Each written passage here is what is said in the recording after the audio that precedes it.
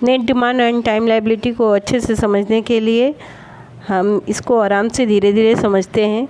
तो चलिए चलते हैं। एनडी मतलब होता है नेट डिमांड, और टाइम लायबिलिटी का मतलब टीएल का मतलब होता है टाइम लायबिलिटी।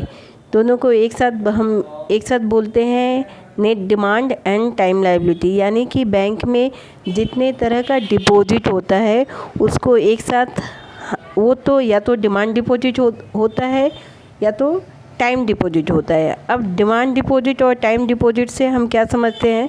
डिमांड डिपॉजिट ऐसा डिपॉजिट है जब कस्टमर जब भी डिमांड करें अपनी डिपॉजिट की, जो वो बैंक में जमा किया है, वो चाहे सेविंग अकाउंट में हो या करेंट अकाउंट में, वो जब डिमांड करे बैंक से, बैंक की लायबिलिटी होती है उसी वक्त वो पैसा पे कर देने की। तो इस तरह के डिपॉजिट को हम डिमांड डिपॉजिट कहते हैं। सेविंग अकाउंट, करेंट अकाउंट के बारे में हम बाद में डिटेल में जाएंगे। उसके बाद से आते हैं टाइम डिपॉजिट। टाइम डिपॉजिट क्या होता है। ऐसा डिपॉजिट जो कस्टमर ने टाइम के साथ डिपॉजिट किया है, यानी कि वो एक सर्टेन टाइम के साथ अपने डिपॉजिट को डिफ़ाइन किया है। यानी कि जैसे उसके एग्जांपल है RD means recurring deposit, FD means fix deposit. अगर हमारे पास कोई लमसम अमाउंट है और मान लीजिए हमारे पास 10 लाख रुपया है और हम उसको बैंक में एक सर्टेन टाइम के लिए, यानी कि 1 साल, 2 साल, 6 महीने, 7 दिन, जितने दिन के लिए एक साथ लमसम जमा करना चाहते हैं उसको एफडी कहते हैं। और ये टाइम के साथ डिफाइंड होता है, यानी कि कस्टमर ने बैंक के साथ अग्रीमेंट किया है कि हम एक सर्टेन टाइम के बाद ये पैसा हमको चाहिए। तो इस तरह के डिपॉजिट को टाइम डिपॉजिट कहते हैं।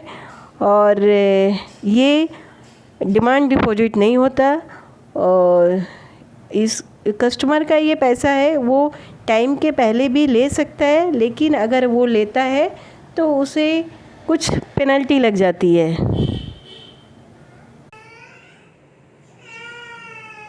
अभी तक की वीडियो में आपने देखा कि डिपॉजिट कितने तरह के होते हैं। तो पहला डिपॉजिट होता है टाइम डिपॉजिट और डिमांड डिपॉजिट। ये जो दोनों डिपॉजिट आते कहाँ से हैं। पहला डिपॉजिट आता है हम जैसे लोगों के पास, जो कि नॉर्मल लोग होते हैं, रिटेलर, जिनकी सेविंग की आदत होती है और वो अपना पैसा सेव करके बैंक में जमा करना चाहते हैं। एंड दूसरा डिपॉजिट होता है कॉरपोरेट, जिन जिन जो कि एक बड़े डिपॉजिटर होते हैं और उनको भी अपनी एक्सेस मनी बैंक में डिपॉजिट करवानी होती है। ये दोनों मिल के जो बैंक में डिपॉजिट करते हैं उनको, वो चाहे अब यही लोग पैसा टोटल बैंक में जमा करते हैं। तो ये जो डिपॉजिट होता है बैंक अपने पास तो रखता नहीं है। इस पैसे को वो लोन के रूप में, वो तो या तो नॉर्मल कॉरपोरेट लोगों को दे देता है या तो रिटेलर लोगों को as a housing loan, car loan, personal loan, education loan, इस लोन के फॉर्म में देता है, या कॉरपोरेट लोगों को बिजनेस के फॉर्म में देता है। तो एक जो नॉर्मल लोगों का पैसा बैंक हमसे लेके वही पैसा नॉर्मल लोगों को देता है। तो हमसे जब लेता है तो वो क्या करता है, 100 रुपया पे 4 रुपया ब्याज देता है। लेकिन वही पैसा जब हम ही से लेकर हम जैसे किसी लोगों के पास वो देता है, लेंड करता है, लोन देता है, तब वो क्या करता है, तब वो उनसे 100 रुपया पे 10 रुपया चार्ज करता है एज ए इंटरेस्ट। तो ये 4 रुपया 10 रुपये का जो डिफरेंस हुआ 6 रुपया, ये बैंक की अर्निंग हो जाती है। ये बैंक की अर्निंग इसी से होती है।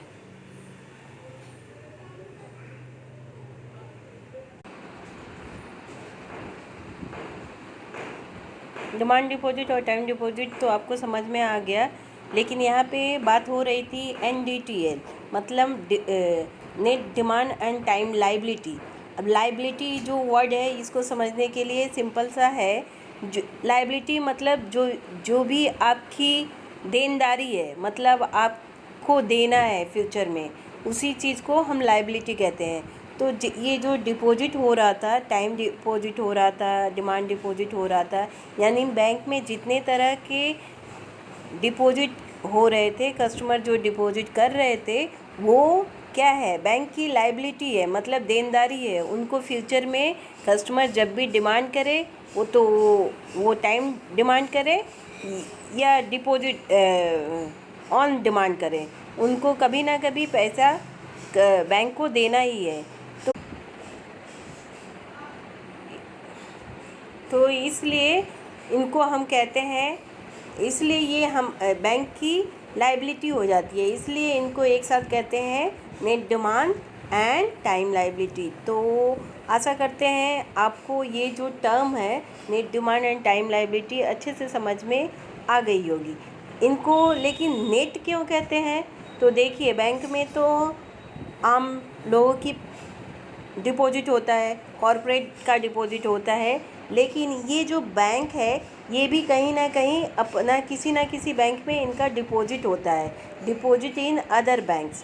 तो जो डिपॉजिट इन अदर बैंक्स होता है, तो टोटल डिपॉजिट में से मतलब नेट हमारे पास जो डिमांड लायबिलिटी है, टाइम लायबिलिटी है, जिनको एक साथ NDTL कहते हैं, उनमें से अदर डिपॉजिट, उसी बैंक की जो अदर डिपॉजिट है उनको माइनस कर देते हैं, तब ये हो जाता है नेट, इसलिए इनको नेट कहते हैं। तो आशा करते हैं कि इस वीडियो में आपको net demand and time liability अच्छे से समझ में आ गई होगी।